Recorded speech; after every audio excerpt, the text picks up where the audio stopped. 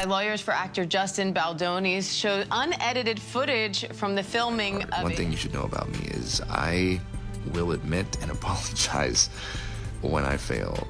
My nose is so big. I was hoping that we could address this. It's not too late. Justin, maybe you need to stop talking about my wife's weight. What is your problem, Ryan? My money is on Blake Lively being wrong. Teaching Justin how to pull you in. I love this. I felt good in the moment, and for her to use this vulnerable moment against me. You literally know nothing about women. God. Oh my God, you won't believe the tea I'm about to spill. This is seriously the most shocking celebrity drama I've uncovered in years. And trust me, I've seen it all. I'm literally shaking right now because what I've discovered about Blake Lively and Justin Baldoni is absolutely mind-blowing. We've gotten our hands on private text messages and voice memos that weren't even part of the official lawsuit. And let me tell you, they are explosive. These revelations completely expose the truth about their relationship, and honestly, it's wilder than anything you could imagine. But wait, it gets even better. We've also uncovered exclusive behind-the-scenes footage from the movie set that totally contradicts everything Blake's been claiming in her legal complaint. And here's the real kicker. All of this evidence is being held back for when the trial starts. I hate to say it, but Blake Lively might just be following in Amber Heard's footsteps. And if you think I'm being dramatic, just wait until you see what comes next. Time progressed in this film. She decided that she wanted to be a producer. She started to make edits. She wanted to be part of the editing team. There were people hired, like human beings actually hired to do the editing job, who had done work as editors. Now, hold on to your seats because this drama gets even juicier. You won't believe how Blake Lively tried to flex her celebrity muscle by bringing Taylor Swift and Ryan Reynolds into the mix. She basically gave Sony Pictures an ultimatum, either hand over the film to her or kiss goodbye to support from her massive fan base. And we're not talking about just any followers here. We're talking millions of devoted fans, plus the heavyweight influence of her A-list besties. But oh my goodness, did her plan ever backfire? And trust me, I've got all the shocking details about how everything went completely sideways for Blake. Is just not making any sense. After working for this film for almost 2 years, together collaborating, text messages, voice memos, getting along, joking, we never had an issue before the break. And then after the break, suddenly there's this weird thing going on with all these demands. I met them at their place, and Ryan blows up on me. And then Taylor's looking at me like I'm some creep. So there's Justin Baldoni basically defending himself from this absolute storm that Blake Lively stirred up. And seriously, grab yourself the biggest bowl of popcorn you can find, because this story is way more dramatic than anything you've heard so far. First things first, this whole harassment narrative, it's falling apart at the seams. Here's the thing. Blake and Justin worked together for almost 2 whole years, side by side, laughing, collaborating, getting along like a house on fire. Not a single issue in sight. Then suddenly, after a break, everything went completely bonkers. Out of nowhere, Blake starts making these outrageous demands. Ryan Reynolds goes absolutely ballistic on Justin, and Taylor Swift looks at him like he just committed some terrible crime. But here's where it gets really suspicious. Even after all that drama, Justin says they kept everything professional and respectful. They spent hours together in the editing room, going through scenes, and Blake was actually super involved in the editing process. Then, one tiny little no changed absolutely everything. And get this, Justin didn't even completely refuse her. He just asked her to wait until he had something put together so she could give feedback later. But apparently, that was like lighting a match in a room full of gasoline. Next thing you know, Justin's locked out of his own film, Sony hands everything over to Blake like she's the queen bee, and suddenly Ryan and Taylor are promoting it like Blake created it from scratch. Meanwhile, poor Justin, who poured 5 years of his life into this project, gets treated like he's absolutely nobody at his own movie premiere. And don't even get me started on Colleen Hoover. She was the one who personally chose Justin for this project. They were friends. She helped with the script. They promoted the movie together even after the alleged harassment happened. But the moment Blake's lawsuit dropped, boom! Colleen switches sides faster than a reality TV star changes alliances, posting on Instagram that she supports Blake, leaving Justin completely blindsided. So what really happened here? Was this all some calculated master plan from the beginning, or did did Blake just flip the script when things didn't go her way? Before we dive even deeper into this mess. Now, if you've been following this drama as obsessively as I have, you'd know that Justin couldn't stop singing Blake's praises in interviews. He called her brilliant, talented, completely invested in the movie. He gave her full credit for making everything better, especially those intimate scenes. He kept going on and on about how she had this incredible vision for how everything should look. Starts with us, so I'm hoping to see you back in the double duty role. I think there are better people for that one. Justin. I think Blake Lively's ready to direct. That's what I think. But after she locked him out and took complete control, rewriting everything herself, suddenly it's like Justin never existed. She didn't say one nice thing about him in public, which is absolutely wild considering we've seen the private texts where she's practically gushing over him, calling him talented and thanking him for everything. And just when you thought this couldn't get any messier, Blake drops this absolute bombshell accusing Justin of being inappropriate during their intimate scenes. But hold up a second. We need to look at the actual footage. You know, the very same scene where Blake claims this whole incident went down. When the lawsuit first exploded, everyone was in the dark about what really happened behind those closed doors. All we had was Blake's word against Justin. No context, no proof, nothing. That is, until Justin's legal team leaked the unedited video, and oh my goodness, did that change everything? I'm so nosy. I know. And my nose is so big. Yes. I was hoping that we could address this. It's not too late.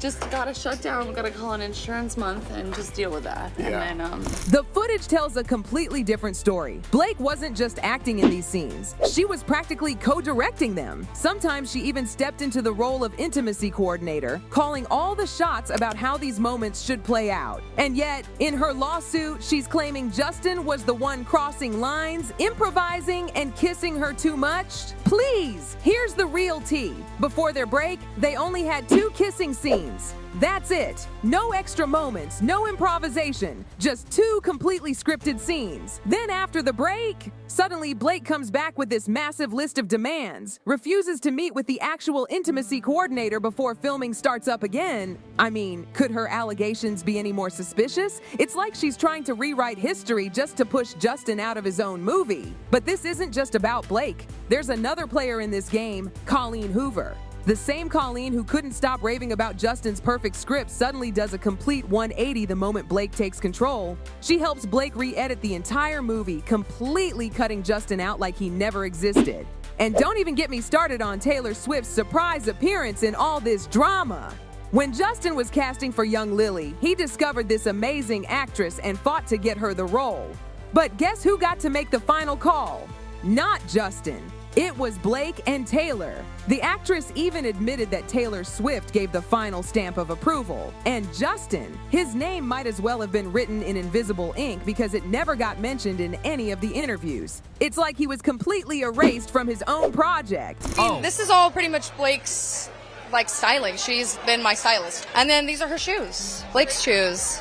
So literally all Blake. Yep. I feel so lucky. She is an angel. She is a guiding light. She's a force. She is everything you'd want as a mentor and as somebody to look up to.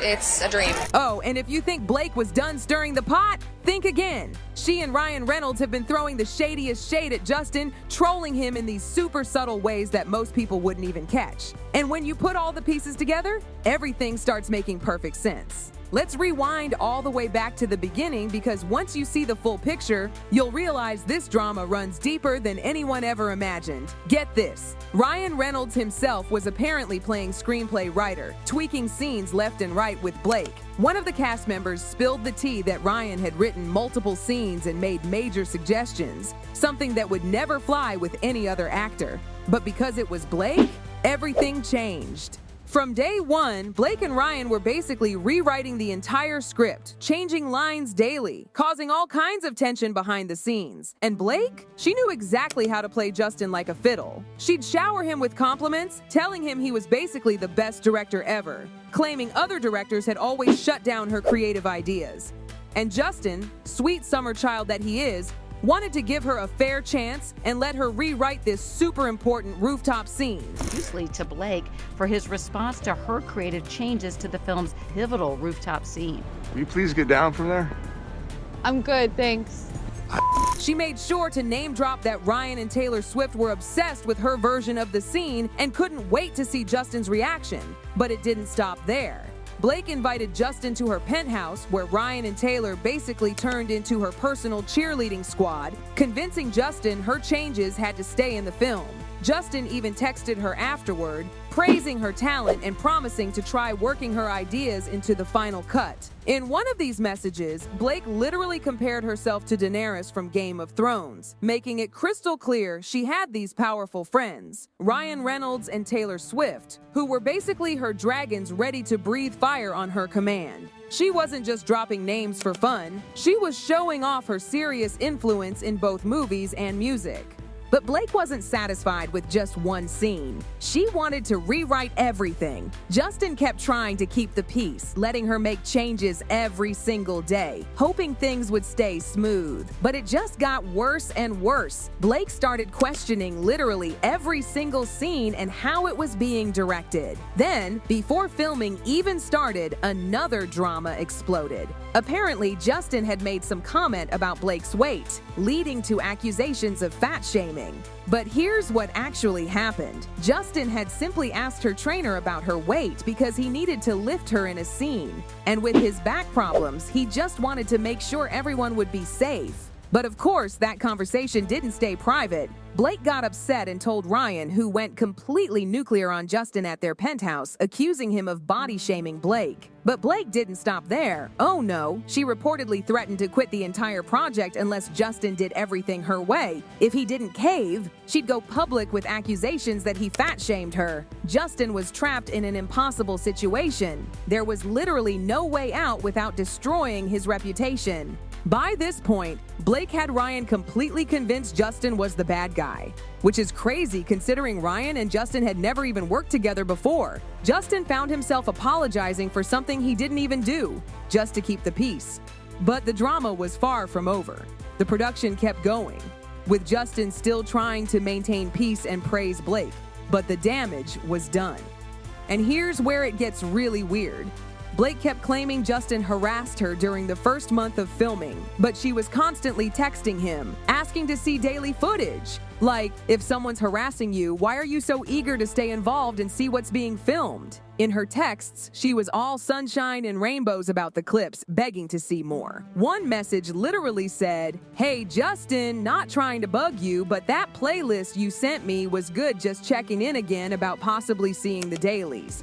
She kept mentioning how much Ryan and Taylor loved the clips, basically flexing her connections while trying to get more control over the film. But when Justin tried to maintain some boundaries and keep the production on track by not giving her full access to the daily footage, Blake lost it. She went straight to Ryan and her lawyers, complaining again. She came back with this massive list of demands that Justin had to meet if he wanted her to finish the film. This wasn't just some small request. This was a full-on power move that put the entire production at risk. She was potentially putting hundreds of people's jobs on the line and threatening Justin's whole career. Even Sony, who was distributing the film, couldn't understand why Blake was making these crazy demands. It was becoming crystal clear that Blake wasn't just an actress anymore. She was pulling all the strings behind the scenes, and Justin was caught in the middle of her power play. Now, let's talk about this leaked footage that completely destroys Blake's claims about Justin harassing her.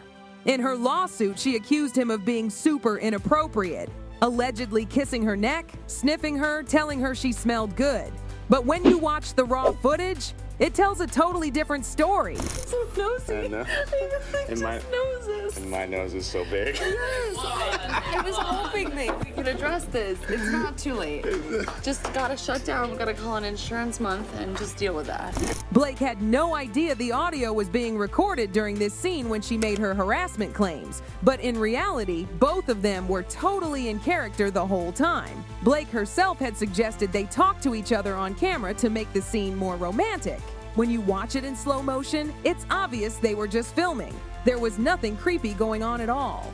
You can literally hear them laughing and joking around. It's completely casual and playful. They're talking about the script and their characters, making it super clear this was just part of the performance. Justin wasn't being inappropriate at all. He was just being romantic for the character. They're literally talking about how their characters have these slow-motion moments where they stare at each other, making it all dramatic with time-stopping effects.